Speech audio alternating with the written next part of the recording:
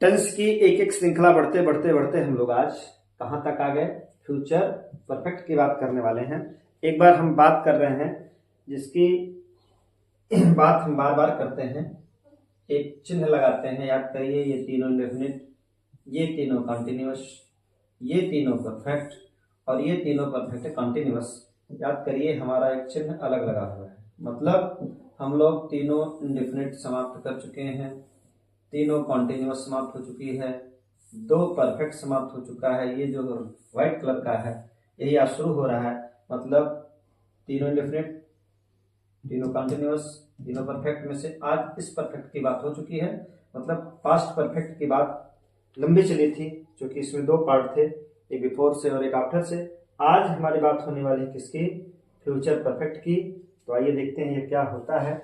आज हमारा केवल परिचय सत्र है, ये कैसे बनाते हैं, क्या करते हैं, पार्ट 1 है। तो धीरे धीरे आइए हम लोग वही चलते हैं। कोई भी टर्म शुरू करते हैं तो पहचान से शुरू करते हैं। पहचान, और पहचान याद करिए हम तीनों की तुलना करा रहे हैं, प्रेजेंट, पास्ट और फ्यूचर की। देखिए प्रेजेंट में याद करिए, याद था आपको, वहां याद है पहचान क्या है? चुका है, चुकी है, चुके हैं। यहाँ पर आया था चुका था, चुकी थी, चुके थे, और उसके साथ प्लस कौन था? पास्ट का इंडेफिनिट था। ये भी पहचान है। पहचान देखिए मिलता जुलता है, चुका है, चुका था। अब यहाँ पर जो हमारी पहचान आएगी वह होगा चुका होगा, चुकी होगी, चुके होंगे, ऐसा कुछ आएगा। चुका होगा, चुकी होगी, चुके होंगे, मतलब ऐसा कुछ पहचान आएगा। यह तो अकेला था, किसी का सहारा नहीं लिया था। यह टेंस जो है पास्ट इंडेफिनिट का सहारा ले लिया था। अब बात आती है इसमें क्या होगा, हम उसी पर बात करने वाले हैं। देखिए पहचान में देखिए जान ही गए होंगे, मिलती जुलती पहचान है, पहचान में कुछ करना नहीं है। पहचान ही ज्यादा माने रखती है कि आप उस टेंस को पहचाने और तभी आप उन बात में। पहचान समझ में आई होगी। हम तीनों की तुलना कराए हैं, कंपैरिजन करा दिए। चुका होगा, चुका होगा, चुके होंगे, चुकी होगी, क्रिया के साथ लगा रहे हैं। चुकी होगी, यह आदि आदि किसके साथ लगा होगा? क्रिया से जुड़ा होगा, क्रिया से जुड़ा होगा।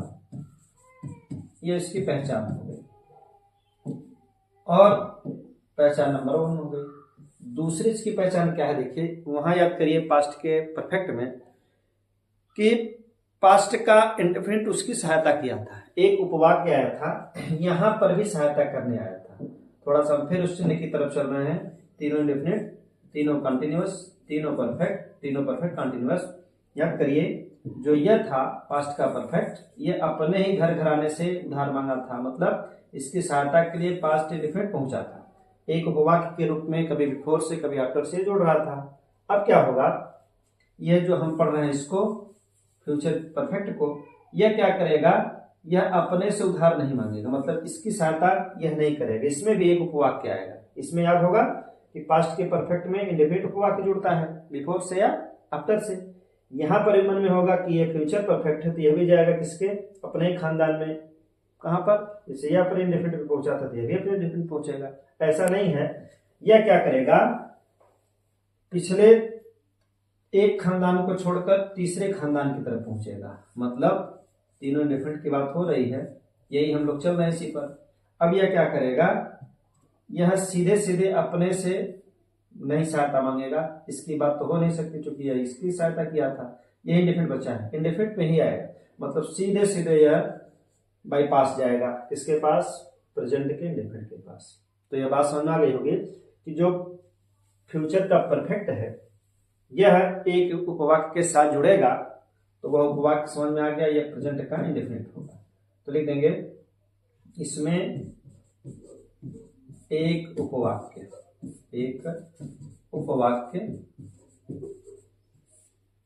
प्रेजेंट इंडेफिनिट, इंडेफिनिट का जुड़ता है। एक प्रेजेंट इंडेफिनिट का, इसमें एक उपवाक्य प्रेजेंट इंडेफिनिट का जुड़ता है, यह हमेशा याद रहे, इसी का एक उपवाक्य जुड़ता है। अब जुड़ता है तो क्या करेगा जुड़कर, थोड़ा सा ध्यान दीजिए। पहचान हो गई, चुका होगा, चुकी होगी, चुके होंगे, क्रिया के साथ जुड़ा रहेगा। और किसके साथ जुड़ेगा, इसमें एक उपवाक्य प्रेजेंट इंडेफिनिट का जुड़ा होगा। और तीसरी जो शर्त है, इसको हमेशा नोट में याद रखिए, यह सदैव बिफोर, इसमें आफ्टर का प्रयोग नहीं होगा, सदैव बिफोर से ही जुड़ेगा, सदैव बिफोर से ही जुड़ेगा, ये याद है। इसमें आफ्टर का अनुवाद नहीं बनता है, इसमें आफ्टर जैसे पास्ट के परफेक्ट में चला था, बिफोर आफ्टर दोनों, इसमें आफ्टर का प्रयोग नहीं होगा। इतनी बात हमेशा याद रहे। क्या क्या, चुका होगा, चुकी होगी, ये पहचान रहेगी, क्रिया के साथ जुड़ा रहेगा। अभी उदाहरण हम ले रहे हैं, इसमें जो है, इसमें एक उपवाक्य प्रेजेंट इंडेफिनिट का, ये याद रहे, हमें बताए हैं क्यों है ये, का जुड़ता है और सदैव बिफोर से ही जुड़ेगा, मतलब इसमें आफ्टर का प्रयोग नहीं होगा। मतलब समझिए, यह आफ्टर से नहीं जुड़ेगा, इस नाते क्रॉस बता दे रहे हैं, इसमें केवल बिफोर से जुड़ेगा। एक उदाहरण दिया जाए तब बात सुन, जैसे हम उदाहरण ले रहे हैं, जैसे एग्जाम्पल के लिए लिया जाए,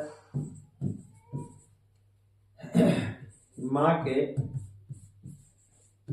मंदिर, पता है इसमें केवल और केवल पहले का बने, माँ के मंदिर जाने के पहले, यहाँ पर बाद का वाक्य नहीं बनेगा, जाने के पहले से पहले आएगा, के बाद वाला वाक्य इसमें नहीं है, केवल पास्ट के परफेक्ट में है। माँ के मंदिर जाने के पहले तुम विद्यालय जा चुके होगे, विद्यालय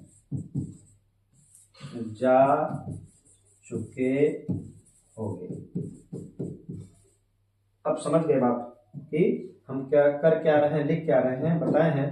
यहाँ पर केवल एक वाक्य जुड़ेगा के पहले, यहाँ पर ऐसा नहीं लिख सकते माँ के मंदिर जाने के बाद तुम क्या कर चुके हो। यहाँ पर केवल किससे बनेगा, पहले से बनेगा, आफ्टर का प्रयोग इसमें नहीं होगा। हम इस तरह का कई वाक्य बना सकते हैं। अब इसमें क्या बताए हैं कि जहाँ के पहले से पहले जुड़ता है वह वाक्य दो उपवाक्य को जोड़ देता है, मतलब यही दोनों को जोड़ता है। और याद करिए, हम पीछे बताए थे कि जब भी इसका अनुवाद शुरू होता है, पास्ट परफेक्ट में बताए थे, खूबहू यहाँ पर भी इसके इधर से ही हमारा अनुवाद शुरू होगा। मतलब हम पहले किसका बनाएंगे, तो विद्यालय जा चुके होंगे, फिर बिफोर लिखेंगे बिल्कुल उसी तरह, फिर इधर आ जाएंगे। इधर याद करिए, अभी बताए हैं, इस टेंस को पहचान लीजिए। मंदिर जाने बताए थे, यह क्या होगा, यह प्रेजेंट का इंडेफिनिट होगा, मतलब यह प्रेजेंट इंडेफिनिट होगा। और यह क्या है, फ्यूचर का परफेक्ट होगा। ये इतनी बात समझ आ गई होगी, ये फ्यूचर का परफेक्ट है, पर यह क्या है, प्रेजेंट का इंडेफिनिट है। एक और उदाहरण लें, पहले इसको समझिए कि वाक्य कौन कौन है, तभी हम बात बनेगा।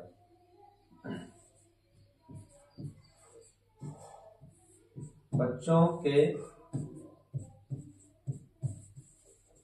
लिखने से पहले,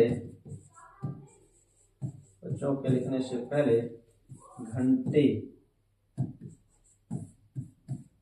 बज चुकी होगी। चलिए, घंटी हम शुद्ध लिख दे रहे हैं पंचमाक्षर के साथ, घंटी बज चुकी होगी, बज चुकी होगी। केवल यहाँ यही पहचानिए कि कैसे कैसे वाक्य को हम अलग कर रहे हैं, कौन किसके साथ जाएगा। हम बताया यहाँ के पहले से पहले आएगा, अब इसका दो पार्ट हो जाएगा, एक पार्ट इधर चला गया, एक पार्ट इधर आ गया। अब बताए हैं कि हमेशा अनुवाद यही शुरू होता है जो के पहले से पहले के दाहिनी ओर होता है, मतलब अनुवाद पहले इसी का आएगा। अगर इसका हम रूल बनाने का प्रयास करें, देखिए रूल क्या बनेगा, पहले बनेगा जो इसका स्ट्रक्चर बनेगा, रूल बनेगा, यह बनेगा पहले future, FUTURE, future perfect, PERFECT plus, अब ये फ्यूचर परफेक्ट हो गया। उसके बाद कौन जुड़ेगा उसमें, बीच में बताएं बिफोर जुड़ता है, क्योंकि आफ्टर तो बनेगा नहीं। प्लस कौन आएगा, अभी बताए हैं, इसकी सहायता करने के लिए एक उपवाक्य आता है जिसका नाम है प्रेजेंट इंडेफिनिट। तो हम देखिए उसको यहाँ लिख रहे हैं, प्रेजेंट इंडेफिनिट। और यह पहले जैसा नियम यहाँ पर भी लागू होगा, क्या, यह सदैव अफर्मेटिव रहेगा, यह भी याद है, सदैव अफर्मेटिव रहेगा, अफर्मेटिव रहेगा, याद रहे। मतलब ये कभी भी नेगेटिव इंटरोगेटिव यह नहीं बनेगा, हमेशा हमेशा अफर्मेटिव रहेगा और बिफोर का ही वाक्य बनेगा। पहले हमेशा कौन आएगा, जिस टेंस की बात होगी, मतलब फ्यूचर परफेक्ट की बात हो रही है तो यही टेंस पहले आएगा।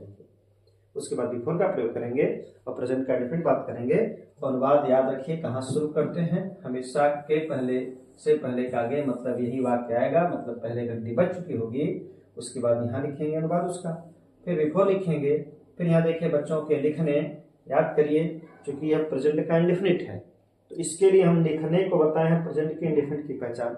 जैसे पास्ट में बताए थे पास्ट इंडेफिनिट की पहचान, लिखने मतलब लिखा, पढ़ने मतलब पढ़ा, जाने मतलब गया, वैसे यहाँ है लिखने, तो आपको प्रेजेंट इंडेफिनिट की पहचान बताई गई है। शुरुआत इसी टेंस से हुई थी, पहचान है ताहती है, तो याद कर लीजिए क्या हो जाएगा, बच्चों के लिखने मतलब बच्चे बहुवचन है तो ताहती है आना चाहिए। मतलब यहाँ पर हम एक पहचान जोड़ेंगे अपने से, क्या ता है, दूसरे कलर से लिखें, हाँ पहचान क्या जोड़ेंगे देखिए, या तो ता है, ती है, एक वचन में जोड़ दीजिएगा, अगर यही बहुवचन रहेगा तो ते हैं आ जाएगा बहुवचन के लिए। यह याद रहे, यह आपको अपने मन में करना है कि हम हिंदी पहचान ले गए कि बच्चों को लिखने मतलब बच्चे लिखते हैं। फिर उसके बाद घंटी बज चुकी होगी, एक उदाहरण और फिर हम लोग अपने नियम पर आ रहे हैं। एक और उदाहरण ले रहे हैं, कुत्ते के काटने से पहले, कुत्ते के काटने से पहले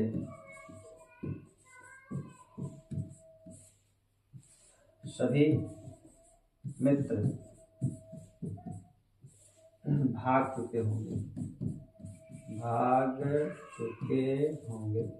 केवल और केवल हम यहाँ पर अभी आपको सिखाने का प्रयास यह कर रहे हैं कि आप कैसे पहचानेंगे, कैसे हिंदी को अलग करें। जब हिंदी अलग कर लेंगे अनुवाद में कोई समस्या है नहीं, अपने आप एकदम बड़े ही सरलता से, बड़े इजी वे में इसको हम बना लेंगे। अब देखिए वाक्य की टूट हो गई, एक इधर आया एक इधर आया, हम बताए हैं कि पहले ही शुरू होगा, सही मतलब भाग चुके होंगे, देखिए चुका होगा, चुकी होगी आ गया। अब अकेला तो आएगा नहीं, इसके साथ एक उपवाद की सहायता करेगा, इसको पहचान गए होंगे, यह प्रेजेंट का इंडेफिनिट है। अब हिंदी समझने के लिए क्या होगा, हम ये कहेंगे सही में तो भाग चुके होंगे, फिर बिफोर लिखेंगे, फिर यहाँ आ जाएंगे, यह इसका अनुवाद इधर जाएगा, इसका अनुवाद इधर और इसका अनुवाद इधर, और बीच में कौन पड़ा रहेगा, बिफोर, मतलब ये यही रह जाएगा। ये स्ट्रक्चर हो गया, मतलब ये यहीं बैठ जाएगा। इससे कहेगा तुम इधर आ जाओ, इससे कहेगा तुम इधर चले जाओ। अब दोनों अपनी अपनी अंग्रेजी बनाएंगे, पहले बनाएगा सही मित्र भाग चुके होंगे, यह यहाँ आ जाएगा। कुत्ते के काटने हम बताए हैं कि जो यहाँ पर है, यह बताए हैं कि यह क्या है, प्रेजेंट का इंडेफिनिट है। तो अगर इसकी बात ना समझ में आ रही हो तो बताए हैं इसी में आप अपनी पहचान जोड़िए, ताहे तीहे ते हैं, जैसा भी सेट हो, हिंदी इतना जानते जो है बना लेंगे। कुत्ते के काटने मतलब कुत्ते के काटने मतलब कुत्ता काटता है, यहाँ बहुवचन है, कुत्ते काटते हैं, इसका मतलब अगर यहाँ बहुवचन है तो बहुवचन की पहचान ते हैं जोड़ेंगे हिंदी वाला, अगर एक वचन है तो ता है जोड़ेंगे, अपना हिंदी बना लेंगे, तो मतलब यही जोड़ देंगे तो स्पष्ट हो जाएगा कि ये प्रेजेंट की इंडेफिनिट की ही बात हो रही है। नहीं स्पष्ट हो रहा है तभी आपको ये बनाना पड़ेगा। अब आइए हम लोग इसकी